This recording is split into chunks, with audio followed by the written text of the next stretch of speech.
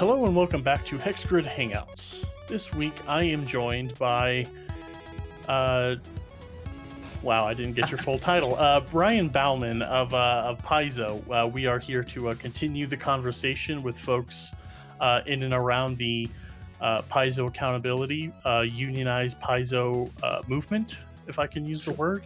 Thank you so much for joining me tonight, Brian. Yeah, it's a pleasure to be here. Thanks for having me. Of course, yeah. So there's a lot to talk about, but before we get to the hard-hitting stuff, I would like to establish a little bit. I did a tiny bit of research. Folks that listen to this podcast know this is a Starfinder homebrew podcast, so definitely a fan of Pathfinder, but I did go to see like what sort of things you did or have done for Starfinder, and it looks like you're mostly Pathfinder, correct? Yeah, unfortunately, that's just sort of what I fell into. Sure. I've played. Boy, I keep telling myself next time's going to be different. I'm gonna get involved in something that's not, sword and sorcery fantasy RPG. Sure. But it can be difficult to find some of that stuff, Mm-hmm. So, yeah, whenever I run stuff, I very rarely run fantasy RPG anymore. And I've played some Starfinder, and I've enjoyed it. But mostly like organized play stuff at conventions when I've had a chance to slip away from my actual job duties and just play some OP. I've got a Yosoki. I don't think this is embarrassing. The class isn't engineer, right? It's like mechanic. Yeah, that's the one. Yeah, I've got a little Yosoki mechanic that I just love to death. But very cool. So because I haven't played enough, I haven't played enough to feel comfortable doing a lot of writing for Starfinder. So unfortunately, I don't have any Starfinder credits. Sure. Okay, cool. So shout out to the Pathfinder wiki for being accurate. And well, the wiki doesn't tell you about the stuff that gets cut. So. Oh wow. Okay. Yeah. Well, so when did you start? But it is. Sorry, go ahead. Oh, you're fine. So scrolling all the way back, when did you first get into TTRPGs? What was your first game? What's your genesis or your journey like getting from there to here? Right. So I feel like it's important to not undersell it a little bit. Like I think a lot of people, their first thing is just plain pretend as a kid, right? Of course, yeah. With very rules light system but and like as a kid, there's some of that, but also like my older siblings would like find little like plays. I don't even know where they got them. There must have been like library books with like short 5-minute plays for kids or something, because like my older siblings would want to put on plays, and so I'd get involved in that. My first actual tabletop RPG though, I was probably somewhere in the like 9 to 12 region. My oldest sister's boyfriend at the time was really into tabletop RPGs, and she was as well. And so like there was a short-lived Palladium campaign that I played with my older sister's boyfriend at the time, and her, and I think a few other people. And yeah, that was really my first kind of exposure to it. And playing like Palladium or Rifts is a very it's a very interesting start to the genre, because would it be fair to say that they're kind of gonzo? Hey everyone, 4 minutes into this conversation, I already need to make a editor's note. Gonzo, I thought Brian meant as in it is gone. Like, cool people say gonzo, not gonzos and nuts. So what follows is me kind of putting my foot in my mouth, and I apologize. I think so. Yeah, when I've only been playing, I think I've been playing 7 years total. But my first, I started out playing organized play, but the first home game I had they were very seasoned players, and like Mhm. it was like a punchline about how difficult Palladium was, and how thankful that we're playing this system rather than that. And they used to tell me horror stories, and I'm like, oh wow, yeah, I never want to play those games. I'll never play those games, and I never have, and it's nothing Right. against them, but like very I belong to a fair few different friend groups, and like I haven't heard a shining endorsement for Palladium or to dive into it. Mm, But yeah, I haven't heard anything out of it outside of just campfire tales, basically at this point. right. Well, I don't have any horror stories. Like, I'm not gonna get into I haven't played it in so long that I wouldn't Sure, feel comfortable critiquing the rules anyway, of but, course. what I do just remember is it was just very when I said Gonzo earlier, I really like it felt very loose, very rule of cool. It was desi Oh, it seemed okay. like it was yeah, like, it seemed like for one thing that I remember, Mhm. and again, it's been so long. Maybe we were playing it wrong, but I don't think so because like my sister was late high school, early college, and her boyfriend at the time was really into it. So I presume he steered me correctly. But I remember the first character I rolled up was an orc, and the system was I think it was 3d6, but it was 3d6 with exploding dice up to 66, I think. Ooh. And so if you got if you rolled all sixes on a stat, you got to roll another die and add that. And you could do that up to 6 dice. Mhm.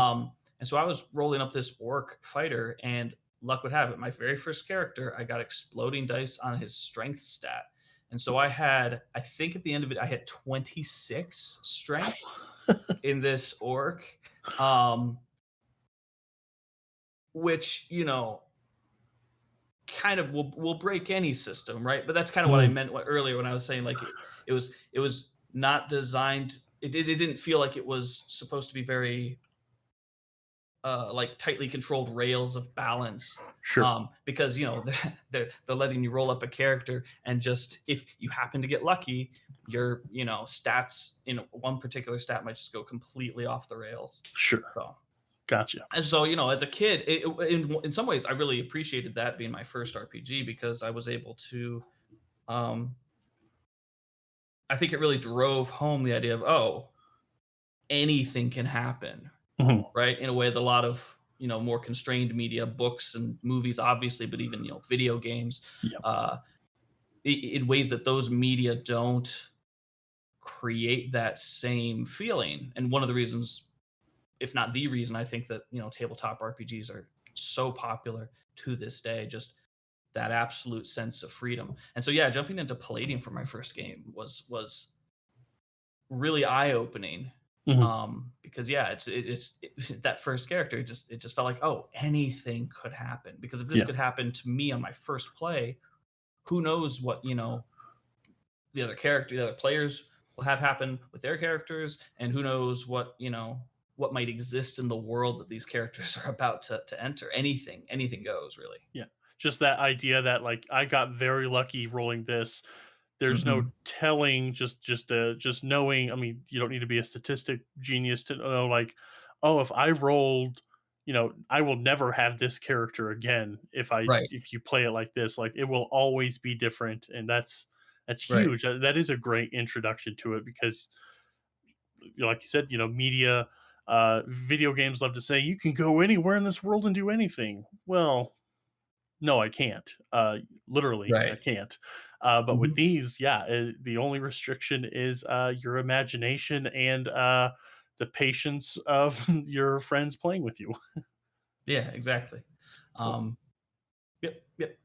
All right. And another thing I liked about it was the fact that each job was just completely different. If I recall, like I think it had a sort of class. It had a class system, but it wasn't like a unified design. If I recall correctly, it was like each class had its own like set of mechanics going on. I should probably stop talking about it. I haven't looked at the rules in so long that I'm probably like half of these memories are like manufactured in my own brain in the ensuing years. But Sure. yeah, I I just remember that like there was so much variety in what Yeah. characters could do between the classes. That is what I do know for sure.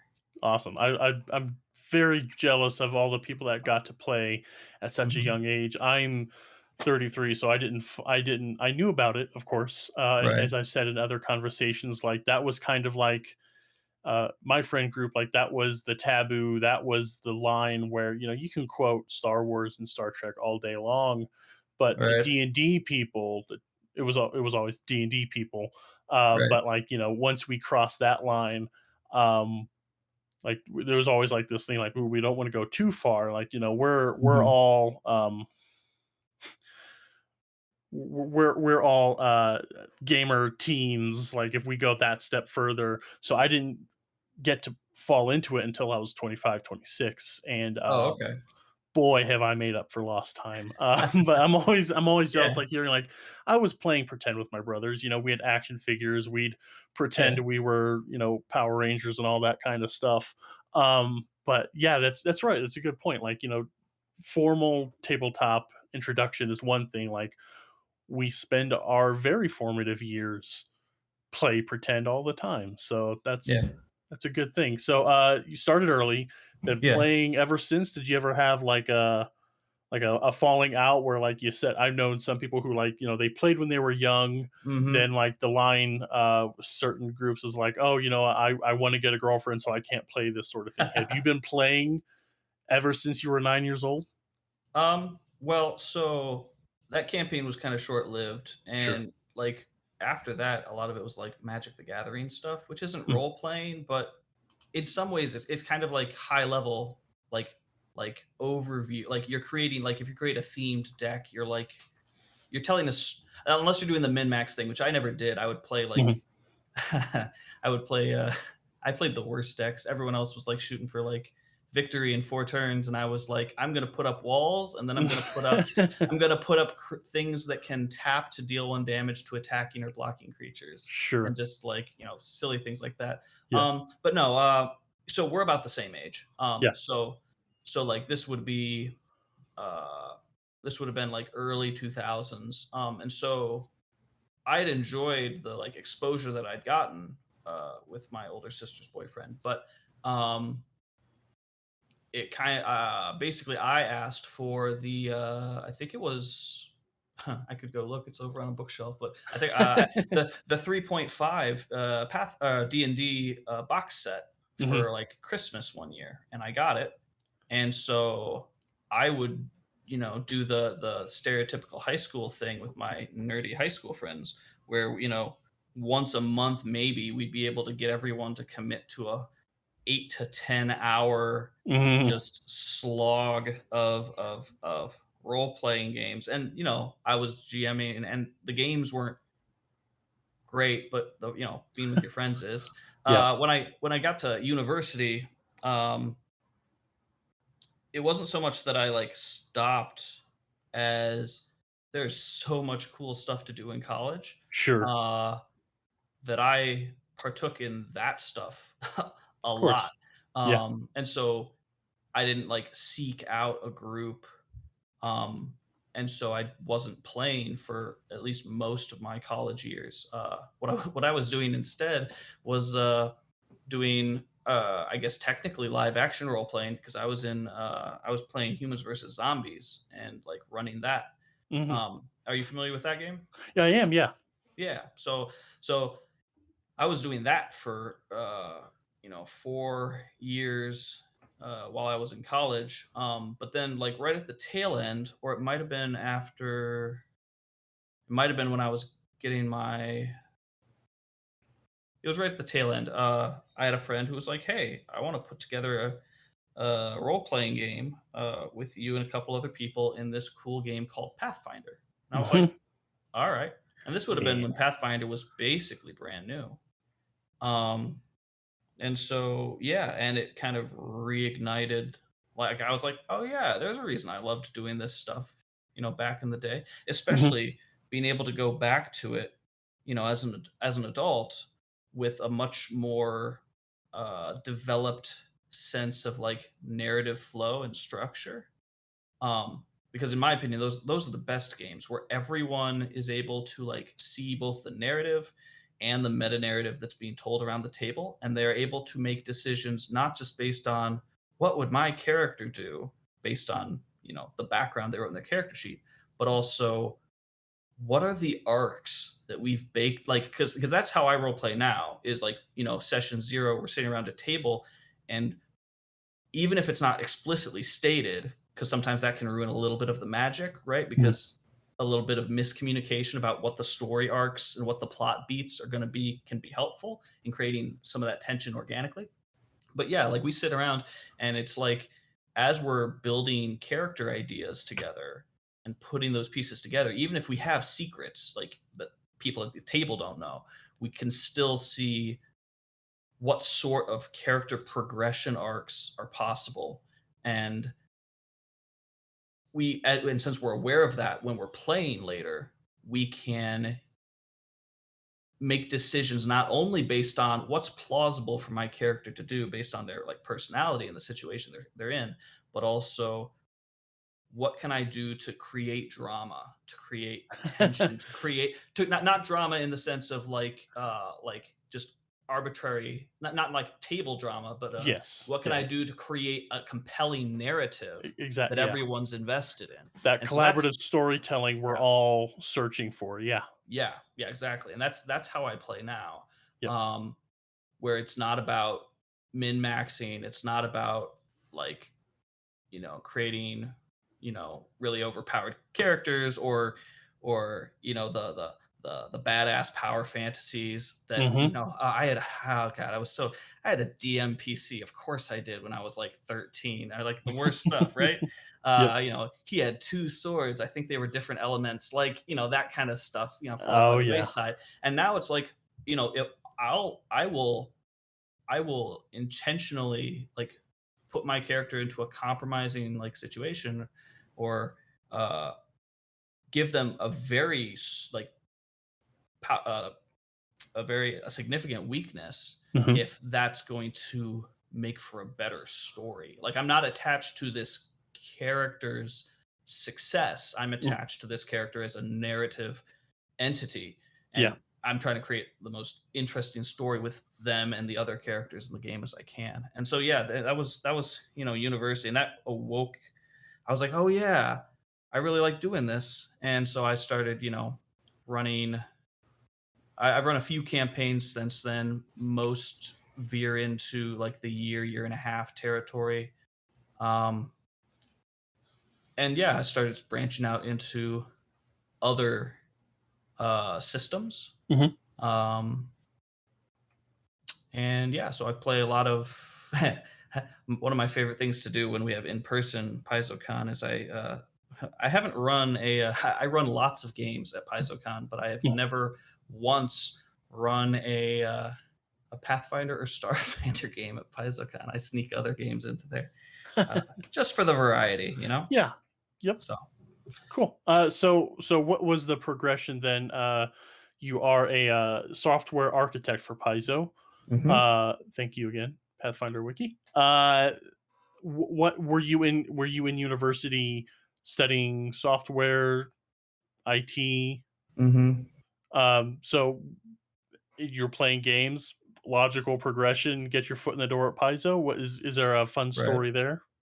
Uh, so when I was in college, I was putting together my course load, and my original plan when I came in as a freshman was I'm going to double major Mhm.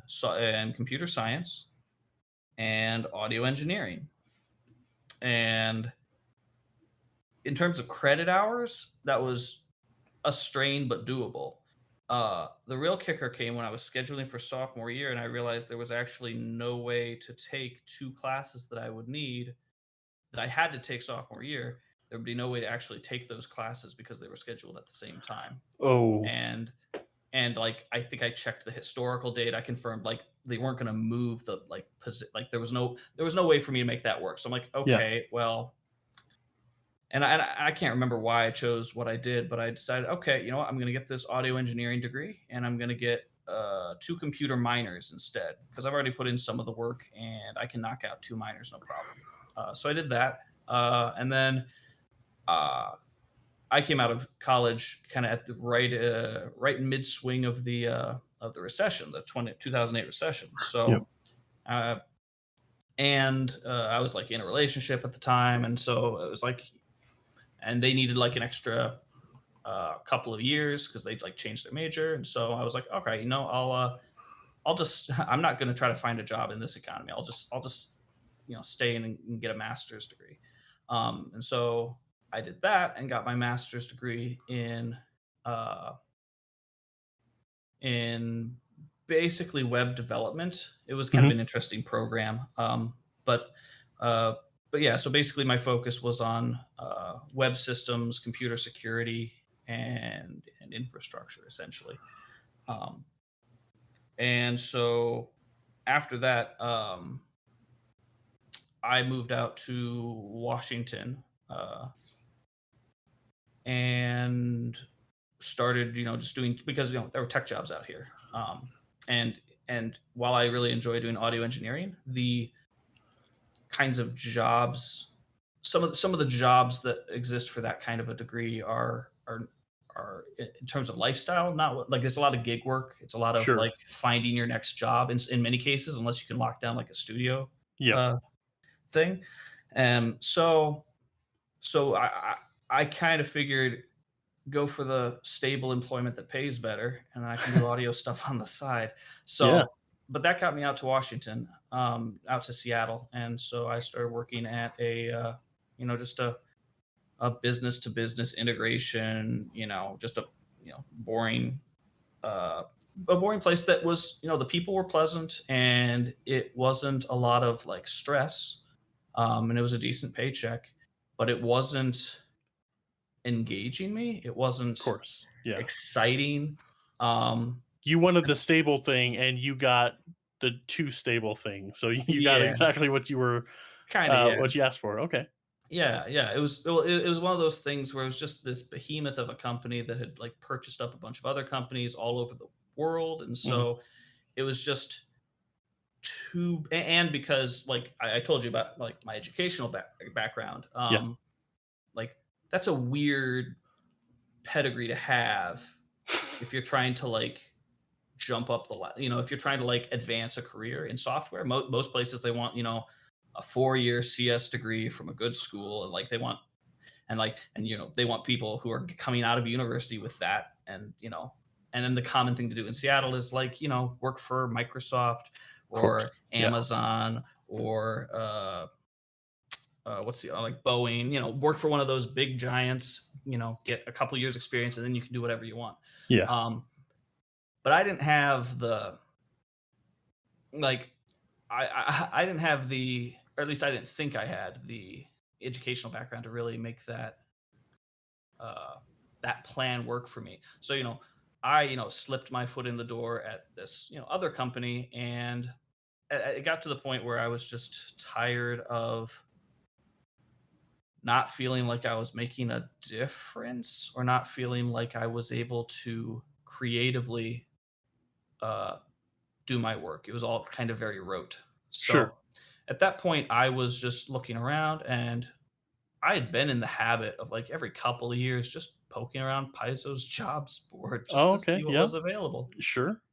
And yeah, and so like, at this job, I was like depressed. I'm like, it's time to get out. And because I'm comfortable here, now's the time to look, right? Yeah. Because I can interview without having to care Yeah. about whether they say no. And that's a Yeah. great position to be in. Exactly. Yeah. You go in with that safety net, like, okay, but it's Yeah. not like, devastating. Right. So good. So Protect yeah, yourself. yeah.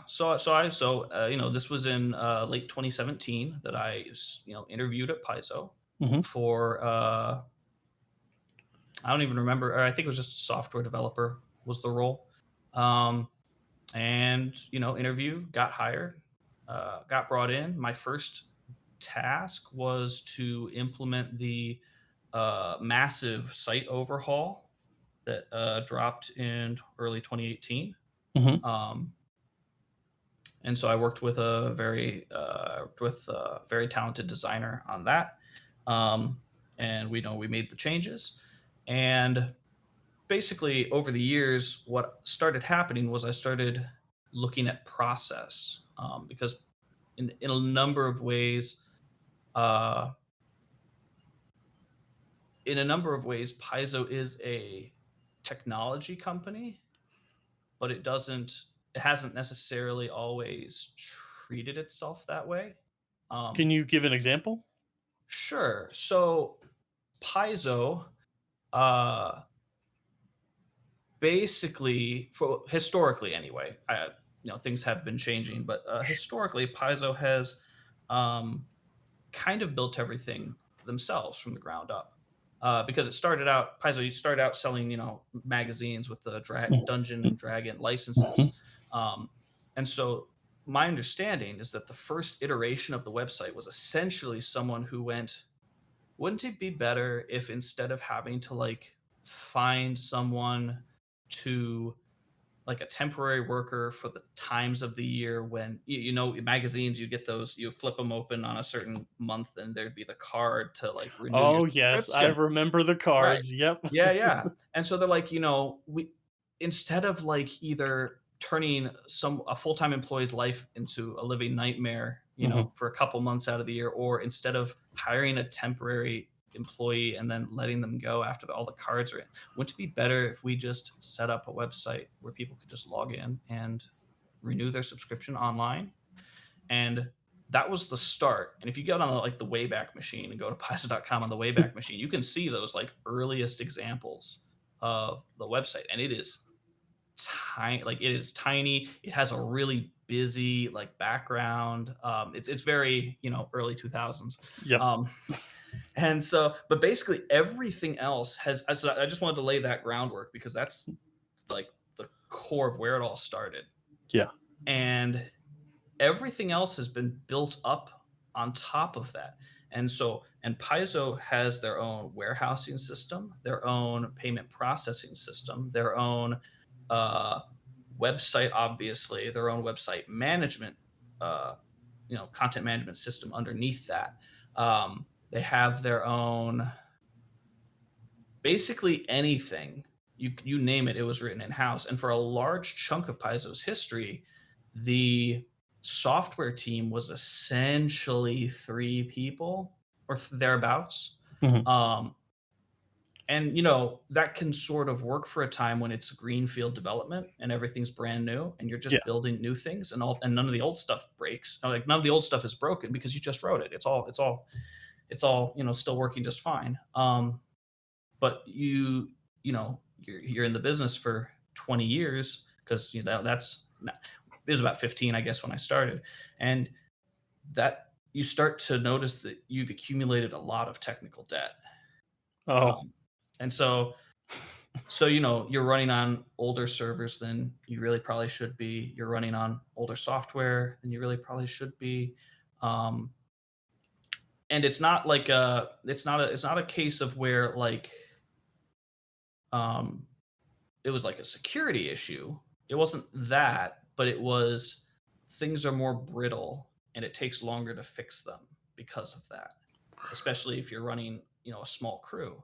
Uh, so I was part of a wave of employees who were hired, in that sort of time frame to expand the team up to a more reasonable size for, a company of Paizo's size Yeah, and because Paizo has position. been continually growing, like, the Right. the three-person team with the at the time, top of the or, okay, serviceable gear, you know, I mean, I don't have, like, a graph of Paizo's growth, but, like, from what I've witnessed Right. in the last 5 or 6 years, Mhm. it's just been climbing and climbing, and obviously, yes, you can revamp stories. And I love all the developers and writers. Like, I am a very Yeah. big Paizo fan, but, like, an aspect of the company is absolutely the software. Me logging in to see if the next AP is shipped. Me Right. Mhm. checking my society credits. Yep. So you were Yeah. that wave that revamped, revolutionized, just trying to keep up with the increased demand. Well, yeah, so basically, Yeah, there had been a few different strategies try like this wasn't as though we were the first kind of iteration of that. There were some attempts to uh some different strategies attempted to kind of fix things up in the past. Um but they hadn't worked out as well as the company had hoped. And so but anyway, after that like initial first project, I kind of found myself settling into uh kind of a systems role where the tasks I would take for myself, largely because like other people were either too busy or weren't interested, were things like cleaning up our processes, like how the tech team does things behind the scenes. Mhm. Uh, things like um, updating outdated infrastructure and modernizing it and making it more stable and more dependable. Uh, and so like it's still a small team, and uh, we're too busy and there's too much to do for anybody to have like super strictly defined like roles or things that they do. Um, and so, like for a large chunk of time, I was assisting.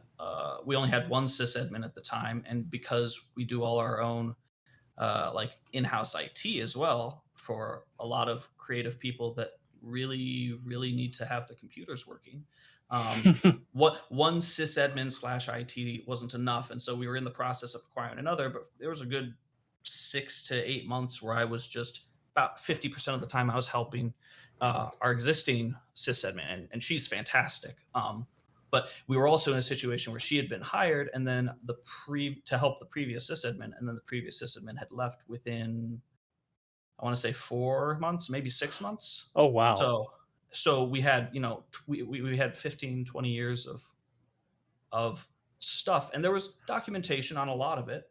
Um, but sometimes you don't know where the documentation is. So it was a lot of that period of time for me was it was actually it was kind of exciting. Like it's a little bit like forensics, like a little bit of like Oh, yeah. archaeology, like digging through old systems and figuring out what these things are doing and how, and documenting that stuff, figuring out what's on its like what the prioritization list is for upgrading all this stuff. And so I kind of started to acquire all of these hats that really weren't software development directly. I was acquiring like um, right now I'm the person who knows the most about and generally manages our database. Mhm. So I picked up database administrator, and I looked at our build process, and our build process was really was slow enough to the point where it was putting kind of a bottleneck in our quality assurance department. Like they couldn't build things as quickly as they'd like to be able to iterate on solving an issue as quickly as they needed to. So, I rebuilt our build system so that instead of taking X amount of time, it would take 1/8 of that. And so like that sort of so I started like kind of bringing in all of those responsibilities to the point where uh, eventually like most of my job is looking at what our needs are into the future and designing what the systems that can handle those needs should look like based S around what we have now and what we need to have in the future, and figuring out what the roadmap is to get from one place to the other. And so um at some point I was doing like performance review time, and I was talking to my boss. I'm like, hey, like because I still open tickets and I still write code, but it's not like they aren't that's not my primary like job at this point. And so it was like, hey, software architect makes sense. And she was like, yeah, let me see if I can like make that happen. And Nice. here we are. So So after that time doing the big company, one tiny cog in a big machine kind of wrote stuff, the as you called it before, then mhm, having to do this, like, pioneer cleaning up sort of mhm, thing, and then making it your own, and now you the term roadmap, using that to, like, see where you have to go, staying on top of trends and staying on top of everything. mhm. That sounds pretty damn exciting. Yeah, it's infinitely more like creatively fulfilling. Um, Awesome. and like we're very flat. Our department anyway, Mhm. technology is super flat. We have our director of technology, and then it's everyone else. So it's not.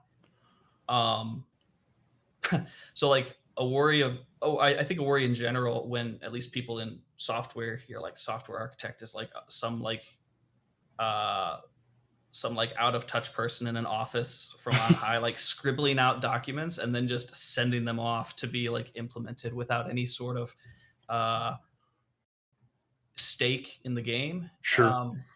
But we're really flat, so that's not really how that works. And so a lot of my job is also like communication with people in my department, people in other departments, uh, gathering requirements, clarifying requirements, and kind of synthesizing all of that down into a set of specifications, and then getting buy-in from everybody on that to make sure that I got it right. And then and then the process of actually building that out begins. Um, and for the most part, I think we've been doing a good job in the direction we've gone with the new things. For the most part, I think there's still a lot of work to be done. There's still a lot of frustrations people have on the forum. Every so often, it's fun. You'll get a message like in the website feedback section of the forum where Mhm. somebody's like, "This thing is terrible," and it's like, "Yeah, yeah, That we like how's yeah, no." that's not No, nobody knows that more than us. Yes.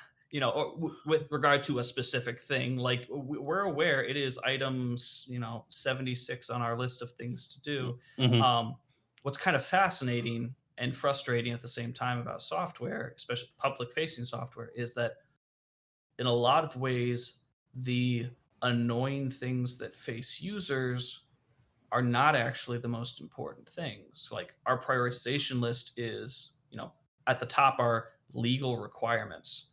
So Oh, of like, course. when GRP dropped a couple years ago, or when changes to, or when Great Britain left the EU and all the tax law changed, Oh, wow. um, or Australia changes how their VAT works, like that stuff's all like legal stuff that we have to get in, Mhm. and so that takes priority.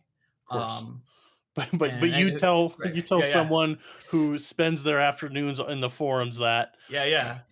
Well, yeah, there's that stuff, and then there's also like internal things, like if the finance department needs to be able to collate records in a particular way for compliance reasons, Oh, sure. that's pretty darn close to a legal requirement. So yeah, that gets jumped to the head of the queue. Of course.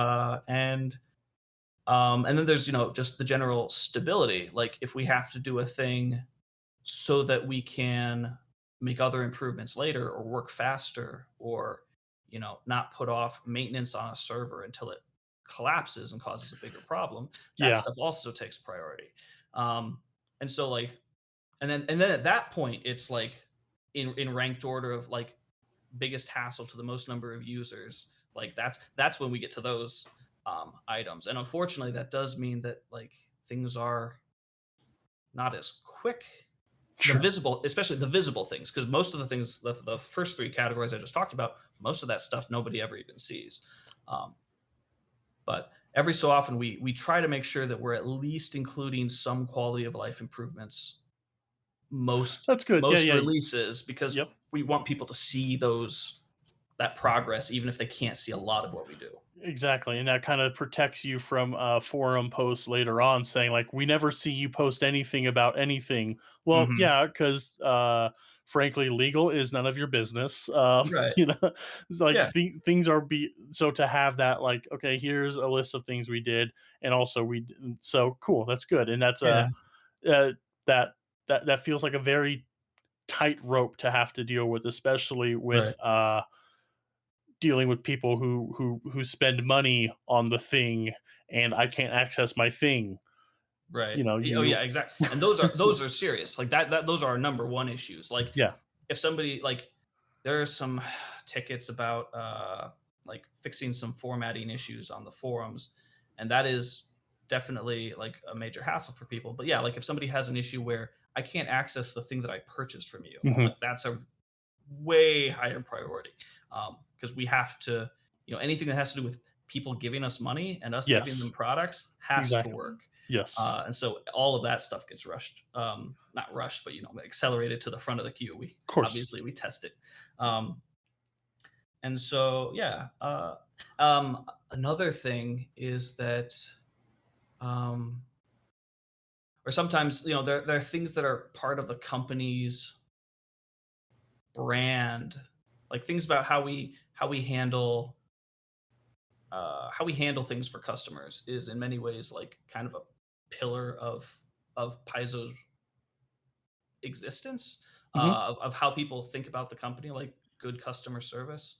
Um, I and so mean, like I don't wanna jump the gun, but I mean, a lot of this happened because yes, of the right, treatment around the way, the giant pedestal, which is rightfully earned, of yeah, how we as customers interact mhm, with the company. So no, yeah, 100%, that makes perfect sense to me, and you mhm, are every bit a part of that.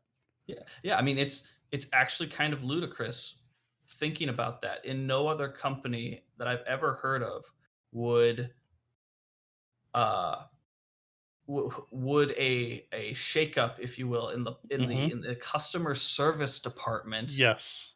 Most I'm not gonna say I have no idea what the stats are, but like the stereotype of that is that like it's farmed out to call centers and everyone's Mhm. reading off a script, and none of that is like a lot of how we've operated at Paizo for the last 20 years is really trying to make sure that customers are taken care of, even when we're like, because everyone talks about tabletop RPGs don't make a lot of money, but like even when we like make a mistake or we're backlogged or something goes wrong, like kind of an overriding feature of we will change up how we process, like how we Mhm. do things to make sure that customers are being treated well.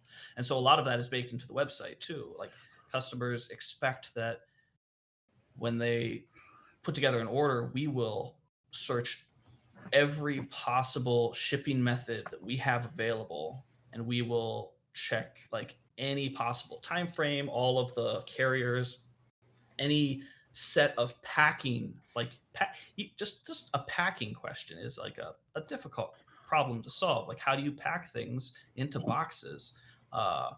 And then when you're comparing that against how do you pack them into boxes, because we plan like that's all planned out on a technological basis, Mhm. and then we have to cross-reference that and generate all these permutations of, okay, if we pack it this way and then ship it with this carrier using this thing versus a couple hundred other permutations, which one is the cheapest, which one gets it to them fastest, what options should we show you for shipping to make sure that you're getting the best deal that we can, because we calculate all of that uh, That's all intention you. it's yeah, it's intentional. Like we're not doing any sort of like tiered system where okay, anybody in the US it's this much per Mhm. pound, and it like and we just like charge enough to cover it, and like we say this is how much it costs to get to you, and then here's our like handling so we can pay the folks in the warehouse who actually Yes. box up and send it. But we put in all that effort, and we like added the side cart feature, which is basically you want to buy this thing but you have a subscription. Well, to save you money you can just put it in your side cart, and then when your subscription goes we'll charge that as well. Yeah. And there's also like a focus on like doing the right thing. Like you're supposed to, according to like card carrier contracts, or card carrier, like credit card provider contracts, you're supposed to charge for a an item if shipping is imminent. And a lot of places will kind of play fast and loose with that rule. Mhm. So they'll charge you immediately, even if it doesn't ship for 2 weeks. And then you have to like, if you decide, oh well, if it's not going to ship, I don't want it. You have to like get a refund and all that stuff. And we follow that rule actually strictly. So we don't charge until we're ready to ship it. Yep. Um, and so that is, it's things like that. And so like, sometimes in the forum it'll be like, why don't you just use this like off the shelf solution? And like, do you have any idea how much effort it would like? Not that that's not a that the idea is not preposterous. We Sure. we look into that, but like it would be a lot of we would have to bake a lot of our special sauce. We'd have to modify anything off the shelf pretty significantly Sure. to retain the features that customers uh, are both know and appreciate that we give to them. So like we're working on things Of course. as Oh, quickly yeah. as we can, Yeah, and and yeah. I just wanna say, like, as an example, like, we are in a time when shipping is precarious, Hmm. disastrous, Yeah. not at all to do with, like, you Paizo specifically, just in Right. general, Yeah. like, imagine, like, I was expecting an AP here when when I signed up for this subscription, like, okay, and then Yeah. I don't get charged, like, I can I'm patient. I have plenty of other things I need and want to read. So like it's not like I'm chomping at the bit too much. But like Hmm. imagine just thinking of those people like, you charged me here, when am I getting it here? Like completely oblivious or Right. uncaring to the fact that you aren't holding it hostage Right. physically in the meat space. It is impossible to get you this in this way, and I think it's kind of paid off in your, maybe I don't know other businesses, to be honest. So like Right. those people that like charge it immediately, they're Yeah. having to just on top of everything a deluge of it's been 17 days since I was charged, Hmm. that And kind of yeah, stuff. yeah, I'm dealing, yeah, because yeah, I've got okay, examples. I'm dealing with that right now. I ordered Of something course. and I got a tracking number and I had Hmm. no idea where it was coming from. It turns out it's in China, and it turns out Uh-huh. that the tracking status is we have no idea when a boat's going to be here that can like Exactly. get Yep. into port and pick this up. Yep. And I've already, been charged a couple $100 for it, and I have no idea when Yes. I'll see it. And right now, Yep. my decision is: do I just wait this out or what? Yep. Um, I bought a couch pretty recently, and the same thing happened. I didn't know where it was coming from. Turned out it was coming from China, and it Hmm. took, I think, 6 months for it to arrive. Hmm. Um, but yeah, like we've it's no secret that Paizo has missed shipping, like expected shipping dates, Sure. simply because in some cases it had even made it here, but the customs backlog Yes. was Yep. so big at the port, um, that it's like it'll be released when it's released, and we bump back the uh, the shipping date for that product, and we don't charge anybody until it ships. So yeah, I Hmm. mean, it's frustrating, I'm sure, like to be sure, to not be able to get your books, but at the very least, as if you've earmarked that money and tucked it away in your account and you know not to spend it, like at the very least, we're not like holding that hostage. We'll get the products to you as quickly as we possibly can. Yep. So, I gonna kind of cycle real quick. If we happen to go longer than an hour and a half, are you Mhm. good? Okay. Yeah, yeah, that's all right. I do realize I've kind of waxed on about a lot of Well, stuff that isn't honestly, related to the primary topic of this conversation, but very very true. But like this is a side. Like I've had Jason Tondro on here. I've had Alex Algunas. oh, okay. I've had Oh, I'm just a little homebrew podcast. yeah, Not a big yeah. deal. But Well, like I've hey, gotten to know people and like yeah. I hear the side from the creatives. Um, Mhm. it's honestly very cool to me that I get to hear this aspect of it because like I'm not in the tech industry at Right. all. Um, but like hearing all the work that you put into it, how everything is connected, it's Mhm. good honestly to be able to get this perspective. So Yeah. you, you, To be frank, if you had Jake Tondro on here, mhm.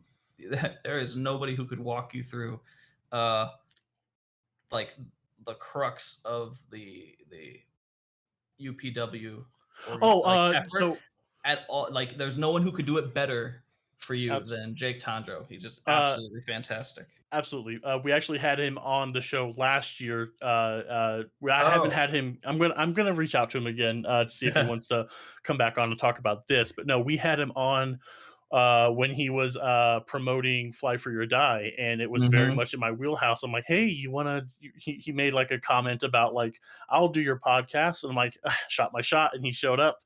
mhm. He played a session with us with our party, Oh, wow. and then we talked about Fly for Your Die. We talked about getting into the business, getting into the industry rather, and it was Yeah. a great chat. He is a fountain of knowledge. I'm a big fan of his Mhm. work. I listen to his other stuff. He's great, but And I'm such a generous person with he his, like, really is. Yeah, time and and knowledge. yeah, Absolutely. it's great. So I've been hesitant to reach out to him, and I'm hesitant to like shoot my shot to everyone right now because people want to get the word out on this, and I think that's where Mhm. we're going to shift this conversation. Is like, uh, uh, Alright, let's get people into the tough stuff. absolutely. So yeah, I wanted to, what platform I have, offer it up because I pay money. I put a lot of time and energy into these games because Mhm. I love them. But like, this is my time to, give someone a platform to talk and, getting the software architect for Paizo a megaphone to talk about what work you're putting in will Mhm. do it all the time. So yeah, so let's get into it. We've talked about in previous conversations about what's going on. I had Derry from Dice Will Roll, who his was a very big uh, proponent of the Paizo accountability. Like Mhm. they were in it. So in your own words, if you'd like to give a summary of uh, where things are at now, how things got here. I'll shut Right. up for a bit and I'll just let you give your bit. Sure.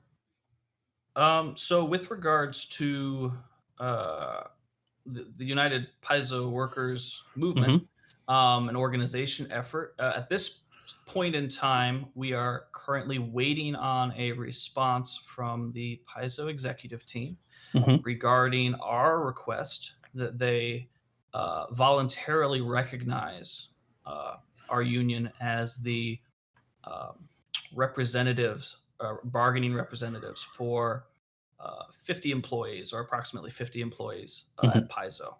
Um, Paizo is, this is public, yeah. Paizo is approximately 80 employees currently. I'm just trying to remember which things have been said publicly by the company that I can use. Of course, yes. And yes, I believe our PR manager shared that factoid on the forums in the last couple of days. So Okay. yes, we're Paizo is approximately 80 employees. The union's position is that 50 of those employees are union eligible, and so when all of this dropped on October 14th, uh, the union sent a letter to the executive team saying, like, look, we believe that there are 50 employees that are eligible to be union represented, Hmm. and a we have we have 70% of those 50 employees who have signed union authorization cards permitting the union to act as their represented bargainer or Hmm. bargaining representative, whichever of those words of terms is correct. Uh, so, and the letter said, like, our goal is to our goal is to work with you to restructure a lot of how the company works behind the scenes. Hmm.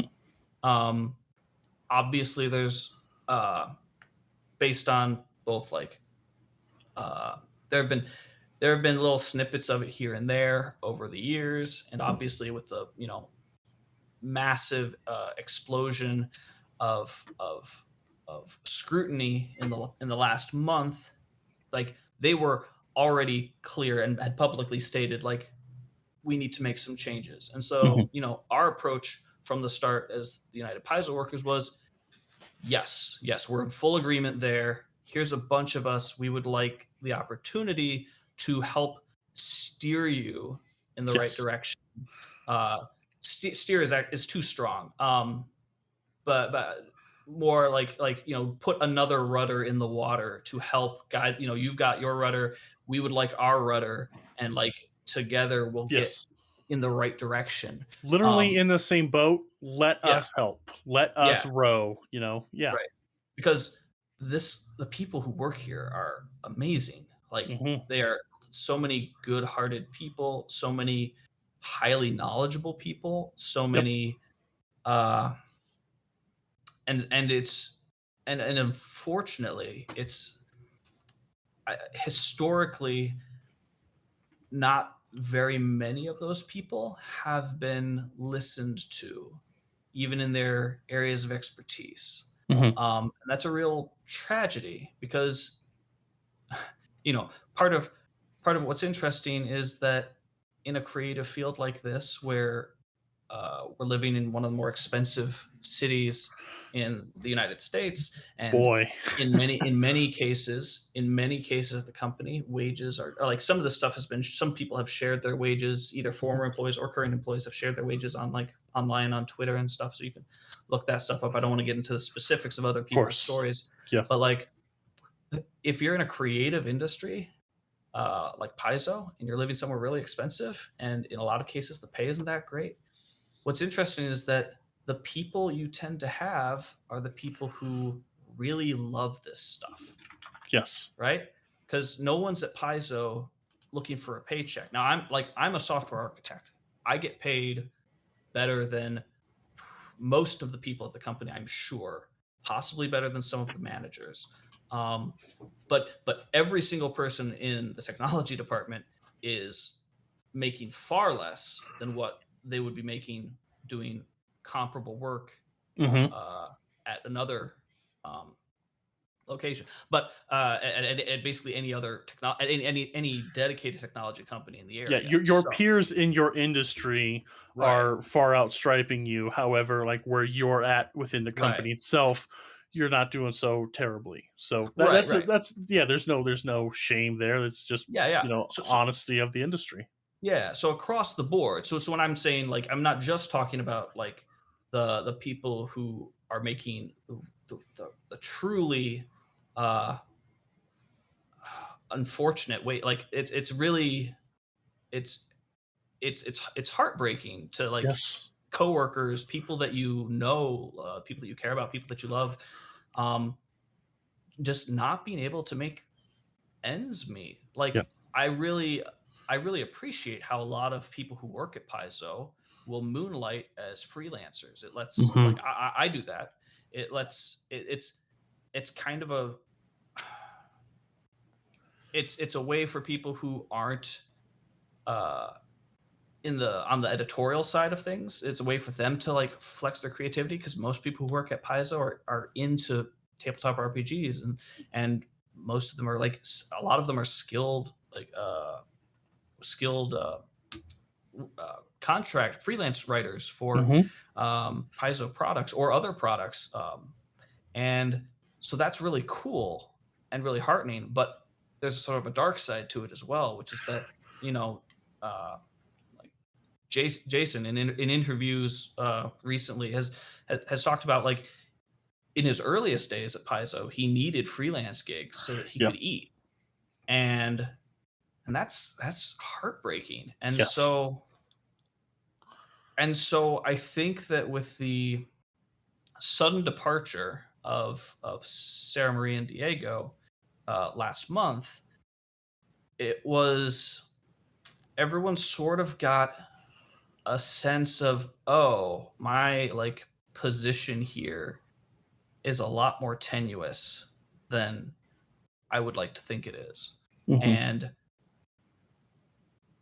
there's not I think people finally it's kind of like what I said about like the technical debt way back, you know, a while ago, Yeah. where it sort of creeps up on you, and then suddenly you realize you're in over your head, and you absolutely can't afford to ignore it anymore. And I think Yes. that's what happened uh, with Sarah Marie and Diego, because like in Washington, like legally, like a company can't say why somebody uh, was let go. I'm not even sure they can say that they were let go. I'm not sure about that. I'd have It's to look it's that a up. very yeah. It's a very interesting rule to hear. The at will work Hmm. laws. It's like, and then I live in Colorado. Right. We aren't at will. And Right. to be honest, when I heard that it's at will, I'm like, what's this? And I read about it. I'm like, that's Yeah. terrifying. Like, you know what? Yeah. Whatever people's opinion on unions are, Hmm. to have zero protection, Right. that's more terrifying than anything. Like just Yeah. like that. your livelihood is at will. Like that's Yeah. so dehumanizing even. Mhm. Just like I don't like the cut of your jib anymore. You're Yep. out of here. Like Yep. that's I Yeah. get chills thinking about that because while Yeah. I just full disclosure, I work overnight at a supermarket stocking ice cream Okay. and other frozen stuff. So like I have a union to protect me if Yeah. holidays are coming. The pandemic has been a wild ride. Mhm. It I have been working more than I have in years because of that. So like to then I sit and think like my friends who work at like a Walmart who don't have a union who can get Right. dropped at the drop of a hat. Right. If they have extenuating circumstances, it doesn't matter. You are Right. replaceable. Like that Yep. kind of that like chills me that Mhm. and that my friends and family, people I really care for, and then I hear that it's that way in the greatest city for TTRPGs. Like Yeah. to paraphrase Jason Tondro, like if you want to get into gaming, Right. not even Paizo. If you want to get into gaming, Seattle is kind of where you gotta be. That's where it is Right. at this point, and it's a not a pretty beast, but Mhm. it's fact Yeah. still. And then to hear like these creatives, these artists are, have this is their the way they live, their livelihood. They're cranking out project after project just to make sure their lights stay on. Mhm. This has opened the eyes. That, like I don't want to. I can't remember the name of the book. There's a book that came out in the 1920s that talked Mhm. about. I think it was called Oh, The Jungle. Ryan yeah. Sinclair. Yep. That's the one. I'm a nerd. Yeah. This like this. Supposed to be about, yeah, terrible working conditions, but everyone Yes, just focused on the, disgusting, uh, health standards of the food being. exactly. And Yeah. this feels like another like when I was in 8th grade and I first read about that, I was Mhm. floored. And I feel even more so because now at this point I've dumped literally thousands of dollars and thousands Right. of hours of my life and my soul into like these things. Right. And it's just like it's heartbreaking hearing these stories. And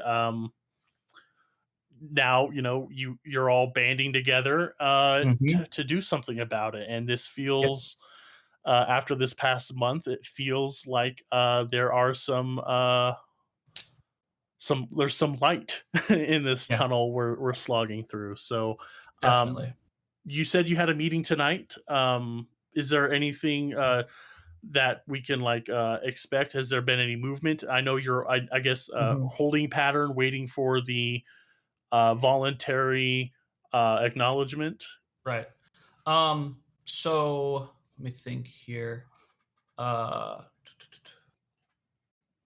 so It's fine if basically, there's yeah, nothing. Yeah, Yeah. yeah. There's no shame at all. I Also, just thought I'd when is this coming? Oh, you said you were going to try to get it out as quickly as possible. immediately. Yeah, Yeah. So, um, yeah, there's nothing I can report right now. of course. I we are basically we're in planning mode Hmm. because like there will be something to announce in the near future. We Sure. uh, when we sent them the initial when the exec team received the initial letter Hmm. requesting voluntary recognition, it included a deadline. Of course. Not in any sort of like punitive way, but just it was set No, for next it's Monday, frank. Yep. just to make sure like yeah, like this is serious. You've got to like treat it seriously, and so by Monday Hmm. we will at least be able to say what our next steps are. Okay.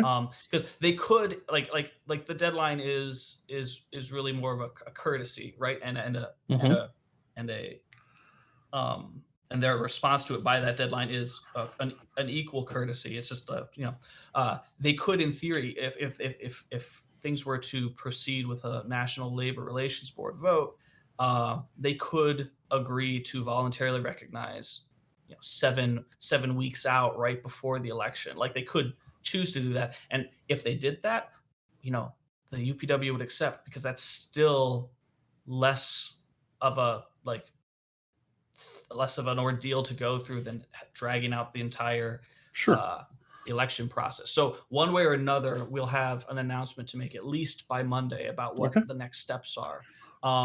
Right now, we're very much in a, and really we have been in some ways since the announcement is uh, everything prior to that was done in secrecy, was planning, kind of a race against time to try to make sure that we got everything, all our ducks in a row before something leaked. And thankfully, as far as we know, nothing like as far as we know, nobody had any idea this was coming until Thursday morning Mm-hmm. Of when we announced. But now it's kind of the shoes on the other foot. So right now course.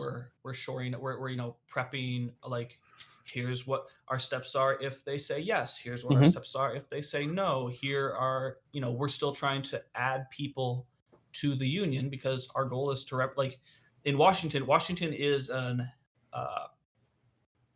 uh, Washington is an at will state, although if we get recognition, that will change. We'll no longer be at will. That's We'll awesome. be union Huge. protected. Yeah, Yes. huge. And we get that kind of for free essentially, Hmm. um, because if we're recognized, they have to negotiate with the union in good faith to determine what the policies become for how people are hired, fired, that sort of thing. Um, but Shoot, I think I might have lost my train of thought there. So uh, it's oh, so Washington is okay. it is an at-will state, Hmm. but if we are recognized, then the UPW becomes the bargaining representative for all of those eligible employees, and so our goal is to represent all of them, even the Hmm. people who weren't like on board from the start, even the people who joined after the announcement. Um, it's tricky because you want everyone to be everyone to feel welcome and included, but Hmm. part of the practicalities of forming a union in an at will state is that you have to be very, very careful about moving slowly, about speaking to coworkers and getting kind of a sense of where they are Hmm. prior to like telling them what you're doing. And Yeah. that's really the scariest time of organizing. Like right now we have, 75+% of eligible employees, and we have a very public and incredibly well received movement, including 40 plus freelancers who are engaging in a work stoppage on our Yes. behalf unprompted. Like we're in such an extraordinarily fortunate position right now. Yeah. And prior to any of that announcement stuff happening, it's, oh, if they discover what we're doing, they could just fire us all tomorrow for no reason. Hmm. Um, Now there would be problems with them doing that. Like any individual person is replaceable, but trying to remove that many people would be quite a. But you get rid of one or two, and that's a scary thing, and you can start to break a union that way. Yeah. But that's all speculation. That's not even speculation. I'm not even speaking specifically about Paizo, but in the moment when you're doing it, you kind of have to presume that if you don't do everything just right, the worst might happen. And so it's really nothing to do with the specifics of the place you're working. Yeah, It's yeah. just. That's not even Paizo specific. One of the reasons why I reached out to you Mhm, was you've had two or three rather lengthy Twitter threads mhm, just going in on the practicalities of it, the logistics of not mhm. even speculating. You're just like, here's what can happen here, and I will definitely be. And I've retweeted them several times, and I'll put Uh-huh. them in show notes. So anyone Appreciate that, it. of course, I'm in this. I don't have as much stake as Yeah. actual employees, but like I chose Paizo over the other big one because of certain things, and those certain things aren't being met anymore. Mhm, The stuff that's come to light, mhm, the treatment, these people who I consider friends, like Jason Tondro. When I have a Fly for Your Die game every other mhm, Thursday, more often than not, I'm like sending him at least one quick DM of like something crazy my players did. Well, that's cool. And they're we're all the same people. We're all nerds playing these games. Mhm. So like to see these people who are so damn cool be mistreated. Alex Agunas, I backed his Kickstarter. Like Mhm. I I know love Alex. he's great. Yeah. He he I've he worked with him on a few apologized. books. It's Okay, fantastic. Yeah. yeah, he apologized at the beginning of our chat about how or he didn't really apologize, but he said like his introduction to Starfinder and where he jumped in on the production of it was kind of different, so he had a Mhm. different kind of perspective, and I'm like, no, that's cool. I love different perspectives, obviously. Yeah. So definitely check out the Twitter threads. People that aren't following it as closely, like Mhm. everyone is being very super cool.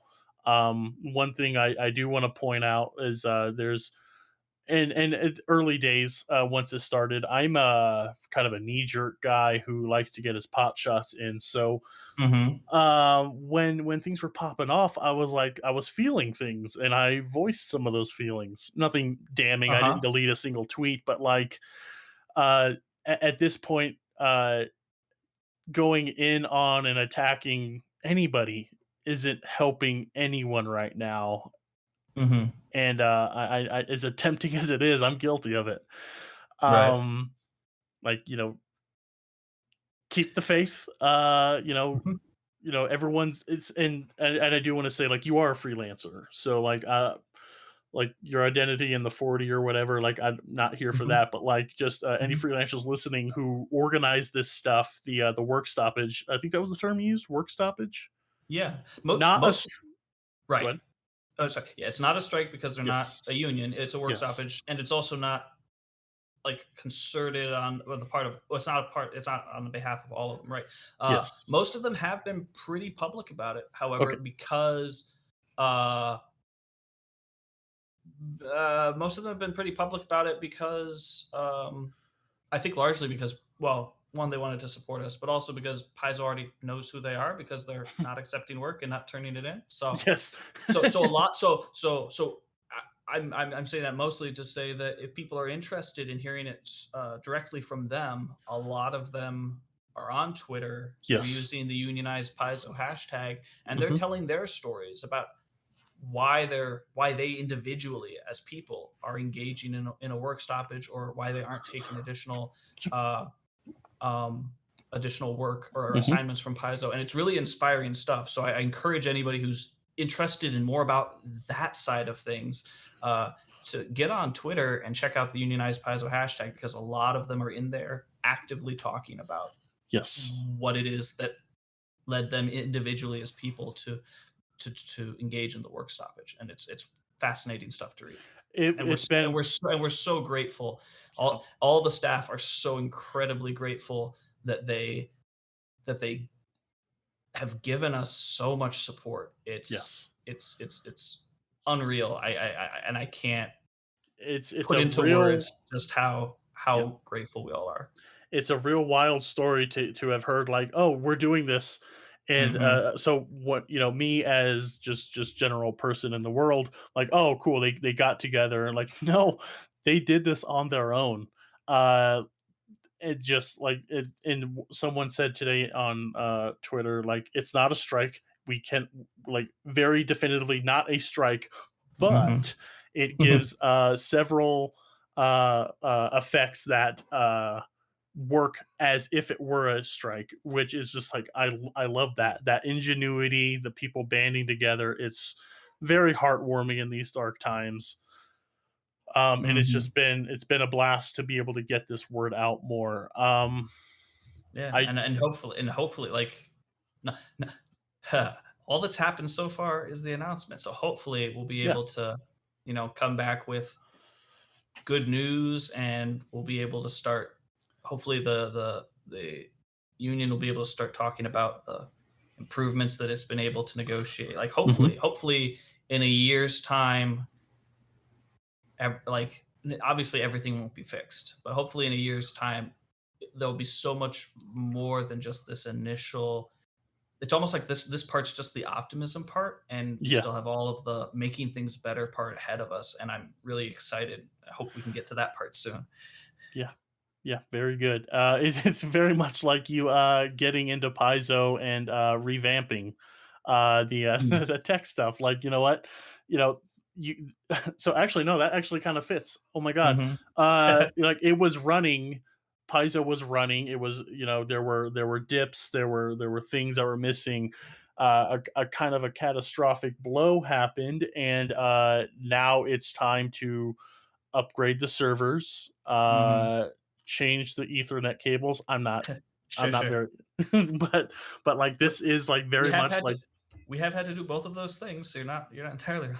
right on. But like, Yeah. this is that time where like, yes, Yeah. there's a lot of work to be done, a lot of conversations to be had, and the fact that eyes are open to it now is just it feels good to be a part of the conversation, knowing that we're here. We're here for you. They're Yeah. they're still there to do the thing. So it's been an absolute pleasure having you, Brian.